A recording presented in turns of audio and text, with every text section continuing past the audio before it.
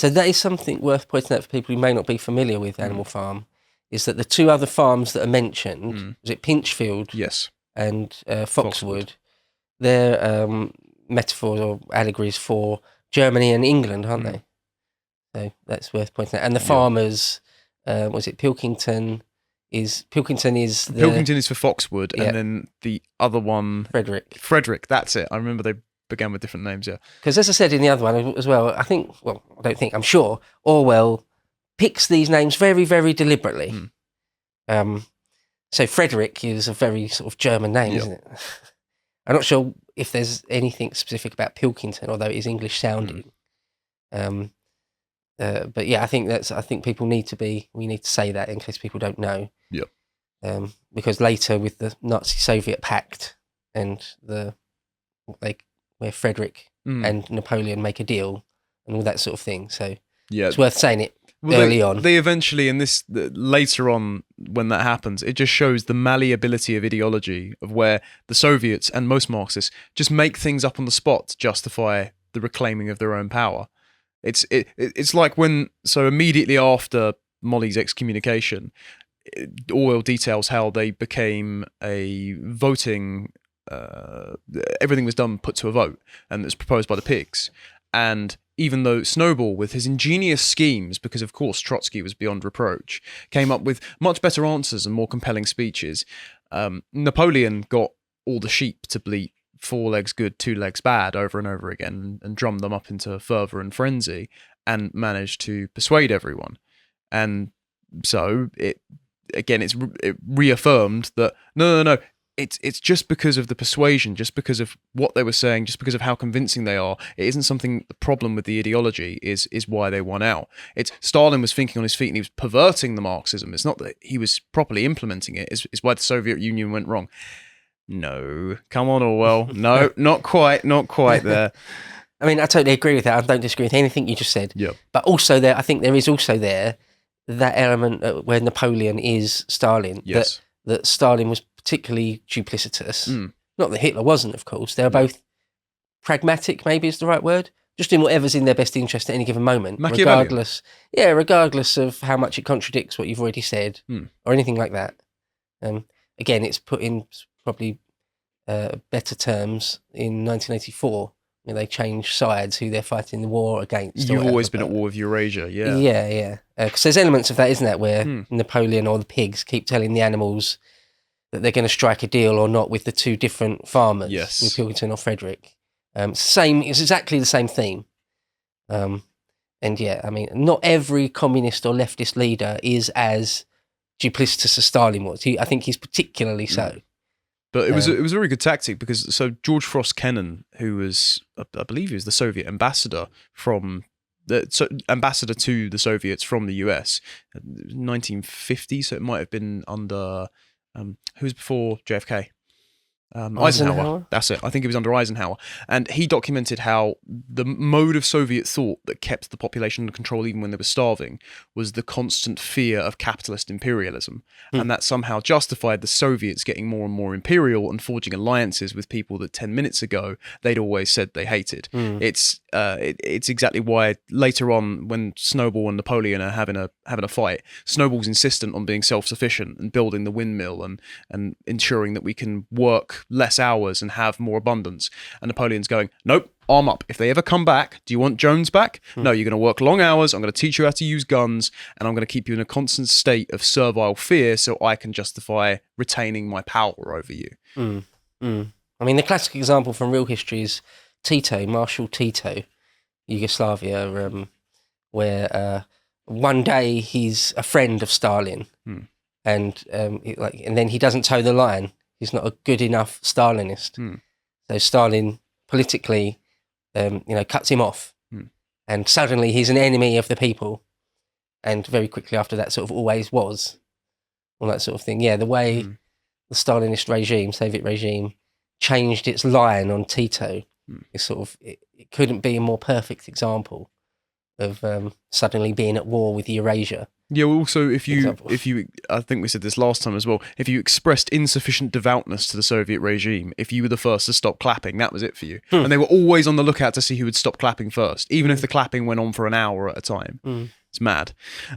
So then what ends up happening is, so Snowball is then apprehended by Napoleon's dogs, because he is insisting that we need this windmill. Napoleon keeps scoffing anytime Snowball's going down the rabbit hole of his manuals and his schemes and convincing the animals that they can do better. And the dogs, I believe when they attack him, they have the collars back on, don't they? And these are the dogs that Napoleon's been raising in private away from everyone else. So they must represent the intelligence services, I would have thought, like the NKVD. Oh, the secret police, absolutely. Yeah, secret police, yeah. Perhaps more than that, though. Perhaps it might be they also just represent, along with some of the sheep, just the blindly obedient people. We mentioned in the other one that, Solzhenitsyn talks about how, it's not the members of the Politburo or Stalin himself that throws you in a gulag and beats you to death or works you to death. It'll be some normal person. Yeah.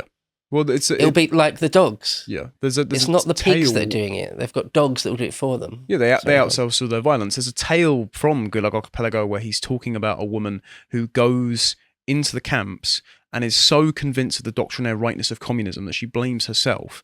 And her daughter writes her a letter and says, "Mother, is it true that you've been accused of all these crimes?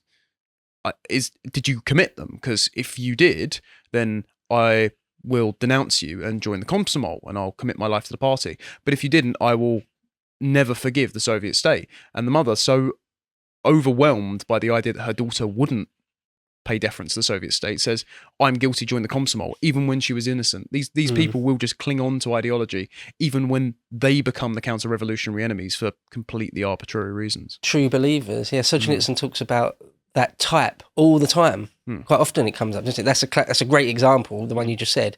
But he said lots of times people come in, like I think sometimes he calls them sort of true believers or something, where they still absolutely believe in communism and the Soviet project and everything, even though they're in a gulag. And it's not uncommon at all. Surprising, perhaps. Yeah. Well, it is to my mind, but I guess it shouldn't be. So then, of course, what ends up happening is that Snowball flees, and all of the animals are kind of aghast with it. But Squeaker immediately comes to Napoleon's defense and says, "Well, you wouldn't want Mr. Jones to come back, would you?"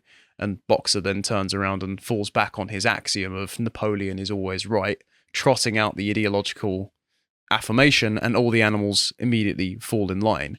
And that's when they put Old Major's skull up by the flagpole, a bit like Lenin laid in state, and they make it almost a religious artifact to Napoleon being the direct successor to Lenin or Marx. Squealer. Yes. I think he represents, I've heard people say that he represents Molotov. I think it's much broader than that. He does, I suppose, on many levels, just an arch apologist for the regime. But I think Squealer represents, again, a great choice of name, Squealer, like a stool pigeon. Yeah. Someone who just tells on you, can't be trusted, etc., etc. But for me, he's more like Pravda, or he's more like just the propaganda machine. All those things, all at once. So I find Squealer to be one of the most interesting, arguably one of the most evil characters in it all. Oh yeah, he's a pathetic little worm, isn't he? Because even though they say nothing could have been achieved without Boxer, well, nothing would have been achieved without Squealer. Yes. And all authoritarian regimes have got their Squealer, or their Squealer type figure. But yeah, and that needs to be pointed out. Yeah. And then what ends up happening is Napoleon comes out and says, "Okay, we're building the windmill. I always wanted to build the windmill. It was actually originally my idea." And what that means is, rather than getting really informed of all the plans that Snowball came up with, making sure it's electrified, you're going to have to double your workload and work day and night. So you're going to have to do the harvest and put the windmill together, and I'm going to get all the credit because I'm going to name it after myself. And work on Sundays, I think they say at that point, or maybe a bit later. Of course, the windmill, I've heard it said, or it's probably the obvious thing, maybe if people have done this for GCSE, they can comment, that the windmill is symbolic of 5-year plans, Soviet economic 5-year plans. I would say that's not wrong, obviously, but I think maybe it's more than that. I sort of, when I reread it last week, re-listened to the audiobook rather, I got the feeling it was more like just all of the state's produce, or all of the work that the state does is represented by the windmill. Everything that the Soviet state created, all of that. I think you could argue that the windmill could stand for more than just merely the 5-year plan. I would actually agree with that, because the way that it's constructed is that this is Snowball's dream. It was definitely going to work had he taken it from all the plans and books that he'd laid out. And it stinks of the Oakshottian man of the book. I've received the wisdom from it, from having read it, and all I have to do is transpose it onto reality with enough will, and it definitely will work without any hitches going off. And when it doesn't, because it's implemented by the wrong person, by Napoleon, who's a tyrant, who strays from the Marxist doctrine, who makes them work on Sundays, who doesn't give to them what is due, only then it goes wrong. And so I think viewing it as the broader Soviet project, just rather than the 5-year plan, does work, because it's treated as a tragedy that Snowball, Trotsky, didn't get to see the windmill come into fruition, because then it would have worked. But it's only because Napoleon hijacked it, claimed credit for it, and improperly applied the doctrine to industrialize the Soviet Union. Only then did the windmill completely fall apart and was easy to be destroyed by weather events or Jones and the other farmers coming back and blowing it to heaven. So... I think it's interesting that, because in the Soviet period, and actually under Mao in the early Chinese communist period, quite often they'll say, the reason why our economies are failing or why there's mass famines is because there's been a terrible set of natural events. Yep. And it's not that there weren't, particularly in China anyway, lots of floods and terrible natural events and all sorts of things. That is true. But that doesn't actually explain it, because the very concept itself is flawed. And actually Maoist regime had their equivalents of 5-year plans. I just would like to mention that the Soviet state kept going with that right till the end, right until the very early 90s, when the Soviet Union fell apart and it became Russia again. They were still doing 5-year plans, which were really Trotsky's brainchild.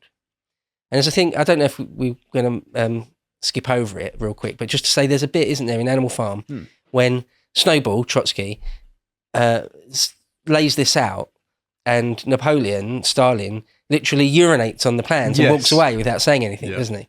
Which again, obviously, mirrors real history, where Stalin, whatever Trotsky was doing and saying, Stalin would try and undermine it and things.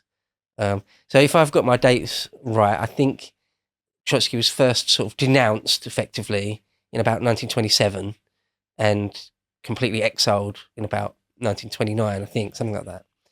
And he's not killed until the 40s, I think. Right. I've got that right. Anyway, the point is, the point I say that it's quite early on, really, it's very early on in the whole Soviet project, but it's still relatively early on, or it's not late, is it, in Stalin's reign. So I think, again, if you are going to take a close look at Animal Farm and transpose it onto real history, which isn't always straightforward. Like I say, there's more than one layer, nearly always, to what Orwell's writing. It's still important to realise that was, 1927. Trotsky was like firmly out by 1927. When does Lenin die? It's just shortly after the Civil War, isn't it? So the point is, Stalin hadn't been in power all that long. Only a handful of years, really, by the time that happens. And then, of course, again, like in real life, in real Soviet history, Stalin sort of just keeps running with the idea, the concept of 5-year plans, sort of takes credit for them. And they're largely failures, aren't they? In real life, I mean. Not entirely. I mean, they are mostly failures. They do quite often it, like collectivization, the terrible horrors that collectivization resulted in. But you've got to say, Soviet Russia was sort of industrialized fairly quickly. That's the point. It's what you consider a success. And for me, and for most sane thinking people, including yourself, it's, sure, if you build a bunch of canals very quickly, great. But if you dig it out with slave labor and throw the bodies in the foundations, that's a human horror that no amount of rapid progress can ever cover up. To watch the full video, please become a premium member at lotuseaters.com.